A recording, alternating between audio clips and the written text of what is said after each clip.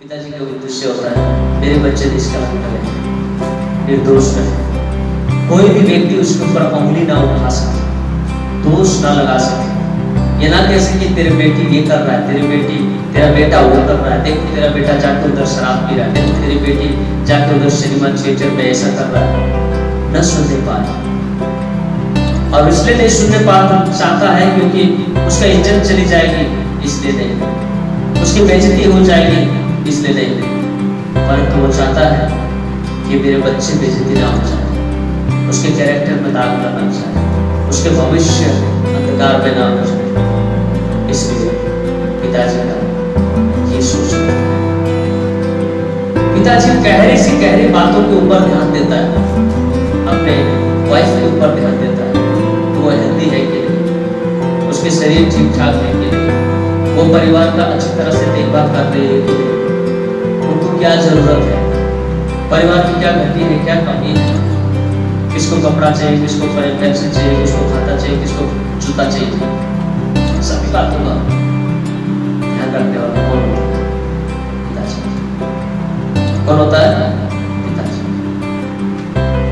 लेकिन फैमिली जब होता है तो इस तरह का फैमिली 5 का 22 23 और 24 अपने अपने पति के ऐसे अधीन हो जैसे खुद के, क्योंकि पति पत्नी का सिर है, जैसे कि मसीह कलीसिया का सिर है और स्वयं भी देह का उद्धार करता है। और जैसे कलीसिया मसीह के अधीन है, वैसे ही पत्नियां भी हर बात में अपने अपने पति के अधीन है। तो यहाँ पर हम देखते हैं कि हे पत्नियों अपने अपने पति के अधीन ऐसे रहें जैसे प्रभु के, क्योंकि पति पत्नी का सिर है जैसे मसीह कलीसिया का सिर है। तो यह कलीसिया फैमिली है, कलीसिया एक फैमिली है और पति जो है उस फैमिली का हेड है और उसके ऊपर हेड कौन है? यीशु मसीह है। तो ये समझ ले कि एक बहुत बड़ी छतरी है, उस छतरी के नीचे एक छोटा सा छतरी है और उस छोटे से छतरी के नीचे और एक छोटा सा छतरी है और उस छोटे से छतरी के नीचे 4 5 6 7 छोटे छोटे और छतरियां हैं। तो जो सबसे बड़ी छतरी है वो छतरी क्या कर रहे हैं?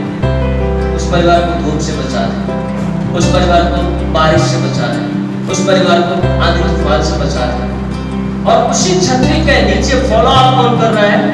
उसी छतरी के नीचे दूसरा छतरी है जो घर का पिता है और वो घर का पिता उस सुरक्षित छतरी के नीचे से हटना नहीं चाहता, यानी कि मसीह के अधीनता से हटना नहीं चाहता, मसीह के अधीनता में रहता है, क्योंकि वो जानता है जिस दिन मैं मसीह के अधीनता से हट गया उस दिन मेरा परिवार बढ़ गया, जिस दिन मैं मसीह के अधीनता से हट गया उस दिन मेरा परिवार बढ़ गया। इसलिए वो हमेशा ये कोशिश में रहता है कि वो मसीह के अधीनता में रहे। और एक क्रिश्चियन फैमिली को ऐसा होना भी चाहिए, ऐसा होना भी चाहिए। पिताजी अगर लापरवाह हो और संडे को जाकर वर्शिप करे तो फिर परमेश्वर का वचन कहता है कि जो अपने परिवार का देखभाल करना नहीं चाहता वो क्रूर और मूर्ख व्यक्ति है, वो क्रूर और मूर्ख व्यक्ति है। जो परिवार का अच्छा देखभाल नहीं करता उसे आराधना करने का भी अधिकार नहीं है, उसे परमेश्वर का सेवकाई करने का अधिकार नहीं है। परंतु जो अपने परिवार का सही देखभाल करता है वो एक सच्चा पिता होता है, वो एक परिवार का सच्चा पिता होता है। वचन हमें यही सिखाता है, वचन हमें यही सिखाता है। अब एक एक करके पद को पढ़ेंगे। इफिसियों के पत्र 4 अध्याय 11वां पद किसको दे दिया? Given to the church, church को दे दिया, कलीसिया को दे दिया। किसने? परमेश्वर ने। यहाँ पर लिखा है कुछ को प्रेरित नियुक्त करके, कुछ को भविष्यवक्ता नियुक्त करके, कुछ को सुसमाचार प्रचारक नियुक्त करके और कुछ को रखवाले और उपदेशक नियुक्त करके कलीसिया को दे दिया। Given to the church।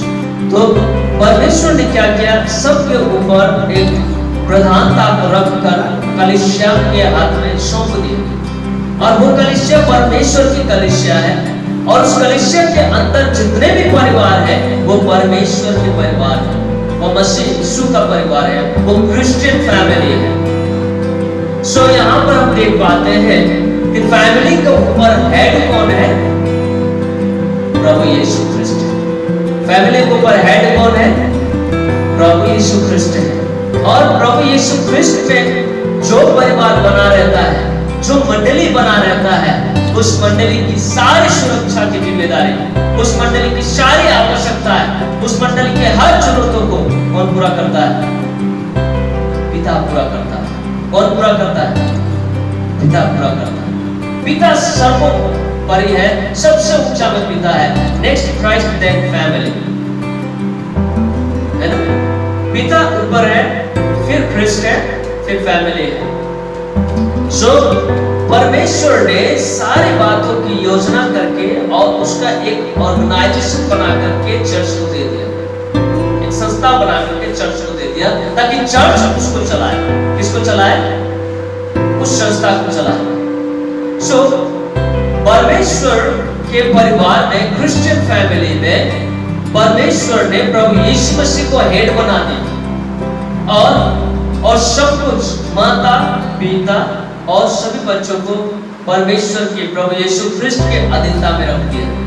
और इन सभी बातों को चलाने के लिए, इस परिवार को संचालित करने के लिए पिता को अध्यक्ष ठहराया। पिता को क्या ठहराया?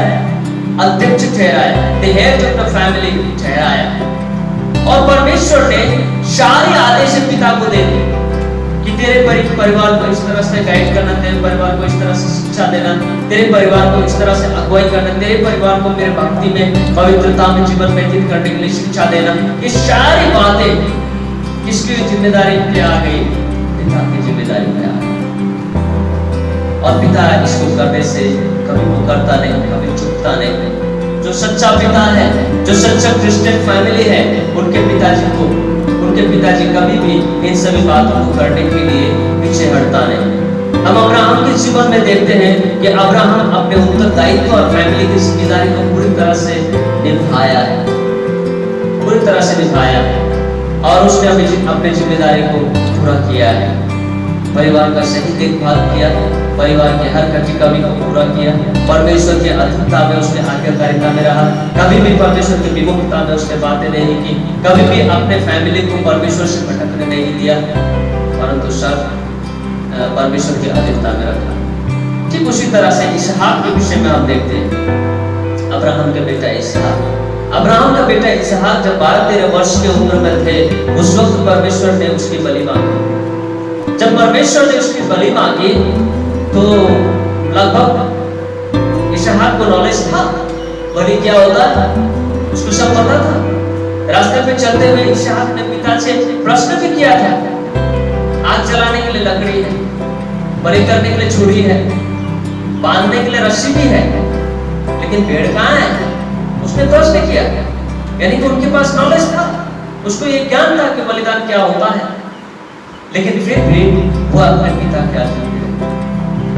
इसहाक अपने पिता के अधीन रहे, अपने पिता के आज्ञाकारिता में रहे और यहाँ तक कि बलिदान के वेदी तक भी उसने अपने पिता को अपने प्राण देने से नहीं हिचकिचाया। उसने कहा, पिताजी यदि परमेश्वर की यही इच्छा है तो बोले। उसने अपने आप को झुके से मान दिया, उसे कुछ शब्द नहीं कहा, विरोधाभास नहीं किया। पिता के पूरे अधीन में उसने ये नहीं सोचा था कि मेरा पिताजी मेरा कसाई बन। उसने ये नहीं सोचा था कि आज मेरा पिताजी के हाथों मुझे मरना होगा, आज मेरे पिताजी मुझे मार डालेंगे। इससे पहले कि पिताजी मुझे मार डाले, मेरा पिताजी को मारना होगा, उसने ऐसा नहीं सोचा। परंतु वो पूरे अधीनता के साथ अपने आप को सौंप दिया। The family of God, Christian family is like this। ऐसा होता है मसीह परिवार, ये होता है मसीह परिवार, एक दूसरे के लिए प्राण देने और मर मिटने तक का तैयार होने वाला मसीह परिवार होता है। क्या आज हमारा परिवार ऐसा है? क्या आज हमारा परिवार ऐसा समर्पित है? क्या हमारा मसीह परिवार ऐसा है? यदि ऐसा है तो हम धन्य हैं। बोले आमीन। हम धन्य हैं, आमीन, क्योंकि परमेश्वर की अपरंपार आशीष हम देख पाएंगे। और अब्राहम ने भी देखा। अब्राहम को क्या प्रतिज्ञा मिली?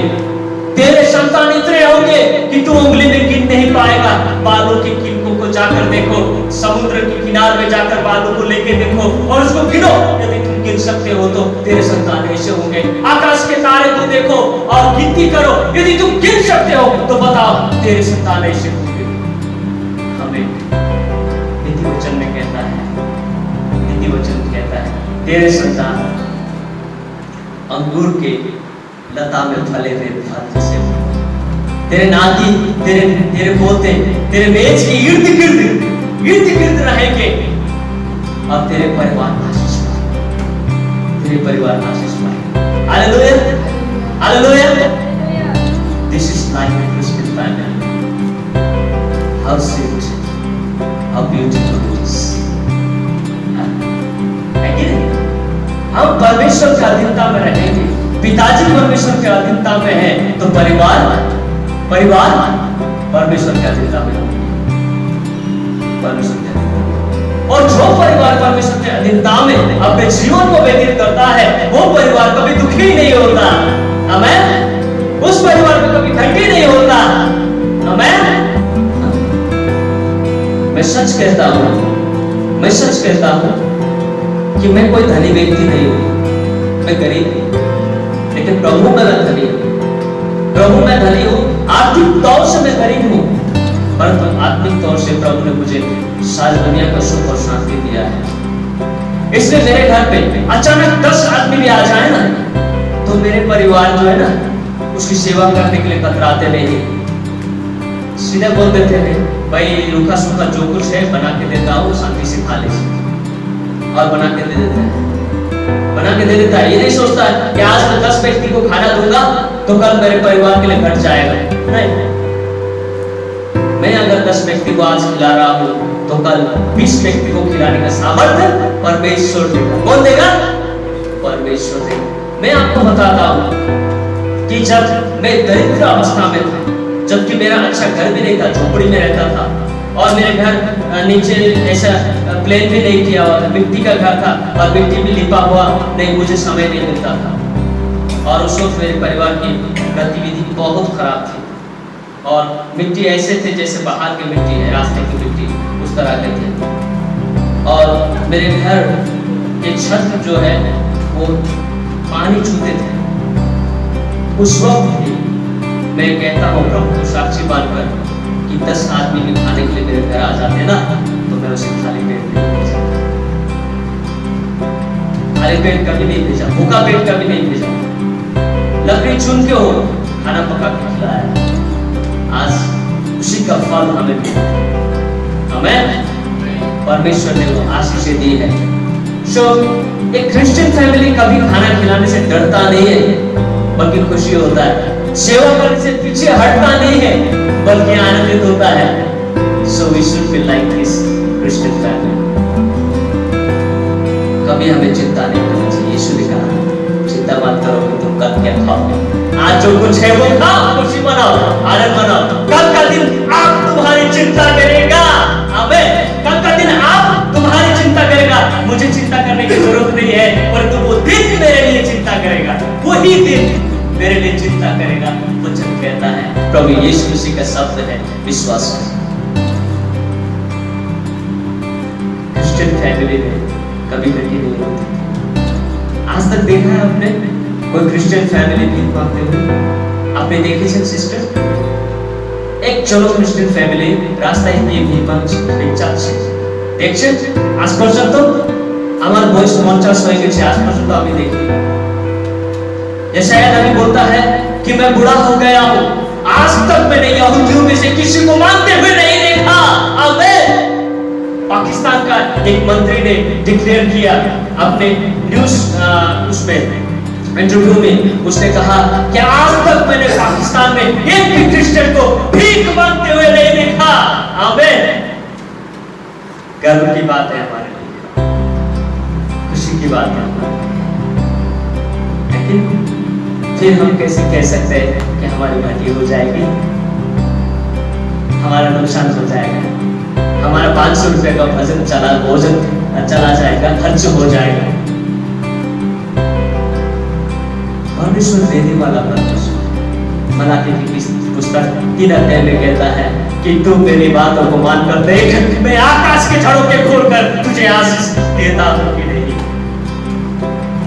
परमेश्वर हमें आशीष देने वाला परमेश्वर। जब हम प्रभु यीशु मसीह का अपना हेड बनाते, जब हम प्रभु यीशु मसीह का अपना हेड बनाते हैं, प्रभु यीशु मसीह कहता है जो कुछ तुम्हारे पास है, क्या कहता है? जो कुछ तुम्हारे पास है। यदि कोई नशे पहने हो, यदि कोई भूखा व्यक्ति है तो अपने खाने में से उसे खाने को दो। यदि कोई प्यासा है, ये सिखाया है प्रभु यीशु मसीह, ये सिखाया है। और हमारा परिवार ऐसा ही होना चाहिए, हमारा परिवार ऐसा ही होना चाहिए।